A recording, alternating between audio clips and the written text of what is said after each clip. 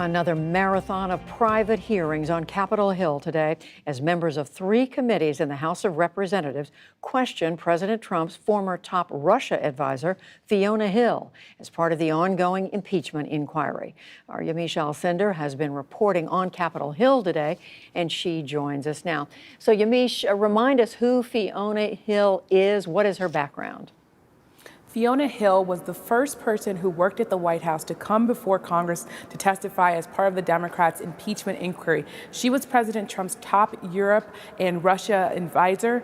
She worked with President Trump for about 2 years as part of the National Security Council staff. And she had a long career as a national intelligence officer before she came to work for President Trump. Now, she left the administration just a couple days before that July 25th phone call between President Trump and the president of Ukraine. Before she came to work for President Trump, she worked for both George W. Bush's administration as well as the administration of Barack Obama. And she's seen as someone who's very knowledgeable on the issue of Russia. She also is seen as someone who is very skeptical of Vladimir Putin. She's written several books about Russia, and one of them is seen as a critical biography of Vladimir Putin called Mr. Putin. So she's someone who's very well respected, and Democrats are eager to hear what she has to say. And Yamiche, we know that she was answering questions among a number of committees in the House of Representatives today, but behind closed doors. What do we know about what she's been saying?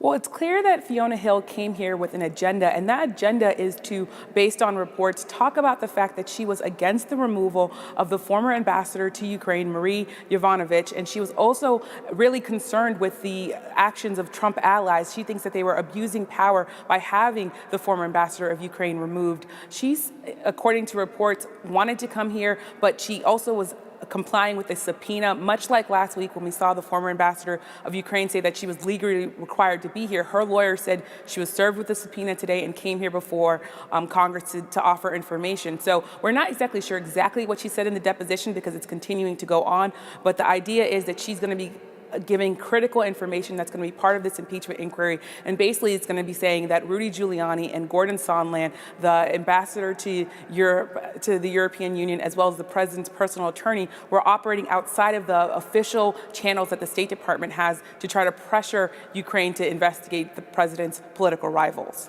And Yamiche, separate story, but we know that the White House is today dealing with the fallout from something that happened several days ago. This was at a conference of Trump supporters at which a video was shown that actually shows someone with the head of President Trump going into a church, a congregation, people filling a church, and shooting people with the names of news organizations superimposed on their heads, among them PBS, the New York Times, and others. What is the White House saying about this? Well, Judy, this is really a disturbing video that depicts President Trump murdering journalists. And the White House press secretary, Stephanie Grisham, says that the president hasn't seen the video, but that based on what's been described to her and to him, that he would condemn it. However, the president, who's been out tweeting about all sorts of other things, has not actually condemned this video. Now, the president of the White House Correspondents Association, he released a statement saying that this video is horrifying, and he called on both President Trump and people who went to that pro-Trump conference to denounce this video. I should also tell you, I've been talking to reporters personally all day about this video, and there are a lot of people who are shaken up. They see this as an escalation of the president's rhetoric against journalists. He's been calling reporters the enemy of the people, and now people are really afraid that people might actually be violent toward journalists. So people are really telling me that they're laying low and really trying to be vigilant about their surroundings. So this is really something we're going to have to keep our eye on because it's really disturbing to a lot of reporters. Incredibly disturbing. Yamiche Alcindor today reporting from Capitol Hill. Thanks, Yamiche. Thanks, Judy.